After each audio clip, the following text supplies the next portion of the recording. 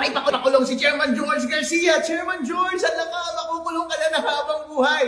Then nagsampa kami sa'yo ng mahigit na 50 milyong counts ng cybercrime. Dahil sa lahat ng iyong mga ginawang kalokohan noong nakaraang eleksyon. Ang specific crime po na isinampa namin lamang sa kanya ay system interference. Yan po ay nasa ating Cybercrime Prevention Act. Ano po ba ang ibig sabihin ng system interference? Kapag gumamit ka ng software na hindi authorized, kapag gumamit ka ng equipment na hindi authorized, at kapag minanipulate mo yung mga data na hindi authorized. Ano ba yung mga ginawa ni Chairman George at kanyang mga kakampi sa COMELEC noong nag-interfere sila ng ating computer systems noong eleksyon? Number one, ang authorized po ng batas na gamitin sa ating automated counting machine ay yung na-audit.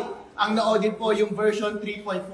Ano ang ginamit niya? Version 3.5. Meron bang system interference? Meron po! Yes! Pangalawang system interference ay nung gumamit sila ng intermediary server through data center 3 nung nag-transmit yung mga automated counting machines papunta sa mga transparency server. Ano po ba ang sabi ng batas? Dapat diretso yung transmission ng election results mula sa bawat automated counting machine papunta sa mga servers ng transparency server. Wala dapat manipulation. Pero inamin mismo ni Chairman George Garcia na nakialam sila sa gitna. Minamanipulate nila lahat ng election results, kinokolit nila at pinapadala nila every 15 minutes.